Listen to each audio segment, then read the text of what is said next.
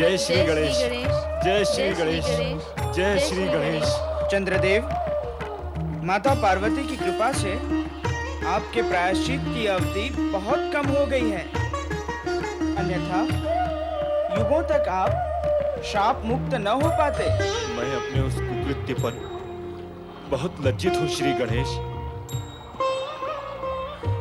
मैं प्रायश्चित की अग्नि में जल रहा हूँ।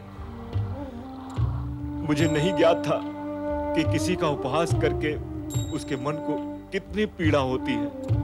मुझे तो यह भी ज्ञात नहीं था कि प्रतिक्रिया स्वरूप समय आने पर उपहास करने वाले के तन और मन को कितनी पीड़ा होती है।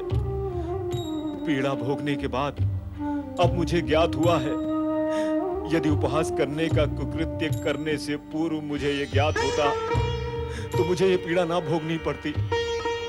मैं आपका अपराधी हूं श्री गणेश। भविष्य में फिर ऐसी भूल कदापि नहीं होगी। मुझे क्षमा करें, मुझे क्षमा करें, मुझे क्षमा करें। आप जैसे सर्व पूज्य और अग्र पूजा के अधिकारी देव श्रेष्ठ का उपहास करना हमारा अज्ञान और बुद्धिहीनता थी श्री गणेश। आज ये सत्य स्पष्ट हो गया है कि निम्न कोटि के विचार और बुद्धि वाले अपनी श्रेष्ठता सिद्ध करने के लिए अपने से श्रेष्ठ प्राणियों का उपहास करते हैं। ऐसे अथवा हम जैसे प्राणी किसी का उपहास करते समय इस सत्य को भूल जाते हैं कि हम कितनी बुद्धिहीनता का व्यवहार कर रहे हैं। हम स्वयं छोटे हैं और किसी का उपहास करके हम छोटेपन और ओछेपन का परिचय ही दे रहे हैं। हमारा अपराध यद्यपि अक्षम्य है, किंतु भविष्य में ऐसी धृष्टता और बुद्धिहीनता का आचरण हम कभी नहीं करेंगे श्री गणेश। हम कभी नहीं करेंगे श्री गणेश। सुनो चंद्रदेव, जब से इस सृष्टि का निर्माण हुआ है और जब तक प्रलय होगा तब तक उपहास करने वाले हर प्राणी को नारकीय पीड़ा भोगनी होगी, भोगनी ही पड़ेगी। और क्यों भोगनी पड़ेगी इसका कारण भी जान लो, ताकि अन्य किसी प्राणी का उपहास करने का विचार कर रहे अज्ञानी को सावधान करके नारकीय पीड़ा भोगने से बचा सको। ऐसा कौन सा कारण है श्री गणेश? इस सृष्टि में जड़, चेतन, चराचर सभी प्राणी विधाता के बनाए हुए हैं, अर्थात विधाता रूपी चित्रकार के ही बनाए हुए चित्र हैं जगत के ये प्राणी। किंतु जब कोई प्राणी किसी अन्य प्राणी का उपहास करता है तो वो एक प्रकार से विधाता की कृति का ही उपहास करता है, और अपनी कृति का उपहास करने वाले से विधाता प्रसन्न तो हो ही नहीं सकते, निश्चित रूप से क्रोधित ही होते हैं।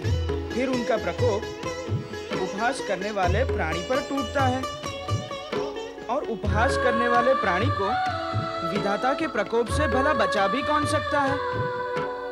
इसके फलस्वरूप उसे नारकीय पीड़ा भोगनी ही पड़ती है, जैसे कि तुमने भोगी है।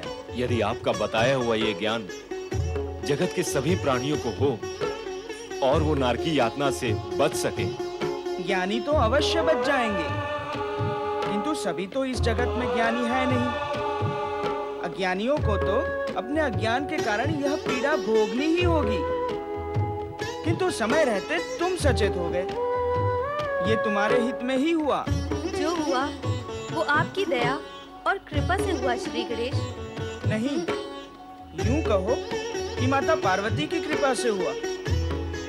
यद्यपि इस सत्य को तो वो भी जानती हैं कि प्राणी अहंकारवश अपने को श्रेष्ठ और दूसरे को निकृष्ट मानकर ही किसी का उपहास करता है, किंतु विधाता को यह प्रिय नहीं कि कोई अन्य उनकी कृति को निकृष्ट समझे।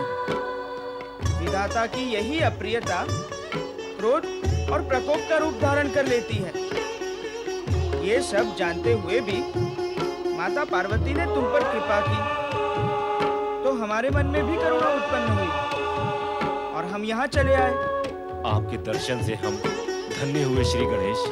चंद्र, तुम शाप से मुक्त अवश्य हो जाओगे, किंतु तुम्हारा ये अपराध जगत में जन जन को स्मरण रहे, ताकि कोई प्राणी किसी का उपहास करने की अज्ञानता न करे। इसलिए तुम्हें मुक्त करने के पश्चात हम एक बाधा का बंधन अवश्य रखेंगे। कैसा बंधन श्री गणेश? भगवान शिव के निर्देशानुसार तुम कृष्ण पक्ष में क्षीण होते होते अमावस्या की रात आकाश से अदृश्य हो जाओगे तथा पुनः कलाधारी बनकर पूर्णिमा तक अपने पूर्ण रूप में विकसित हो जाओगे। इसमें बाधा कैसी है श्री गणेश? वर्ष में एक बार हमारे जन्मदिन पर भाद्रपद शुक्ल चतुर्थी की रात्रि में जो कोई प्राणी चंद्र को देखेगा वो किसी न किसी कलंक का भागी होगा और उस पर निर्दोष होते हुए भी कोई आरोप अवश्य लगेगा। श्री गणेश, आप मुझे श्राप मुक्त करने के साथ साथ ऐसा वरदान दें जिससे आपके नाम के साथ मेरा नाम भी धर्म के क्षेत्र में अमर हो जाए। हर मास की कृष्ण पक्ष की चतुर्थी संकष्ट चतुर्थी के रूप में प्रसिद्ध होगी। उस रात्रि को जो प्राणी दिन भर उपवास करके चंद्र दर्शन के पश्चात हमारी पूजा करेगा उसके समस्त कष्ट दूर होंगे और उनको हमारी पूर्ण कृपा प्राप्त होगी। तथास्तु।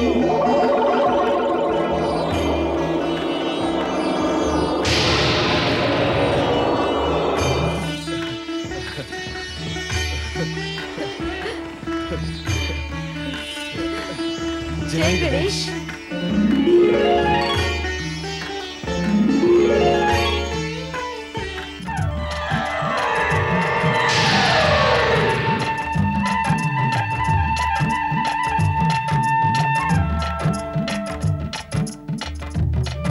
स्वामी, श्री गणेश का क्रोध समाप्त हो गया। ये सब तुम्हारे कारण हुआ है देवी। तुमने गणेश को शाप मुक्ति के लिए प्रेरित करके सारे जगत की शुभकामनाएं अर्जित की। तुमने संपूर्ण जगत का कल्याण किया है। जगतवासी तुम्हारे इस उपकार के लिए सदा तुम्हारे ऋणी रहेंगे। अब चारों ओर उत्सव का वातावरण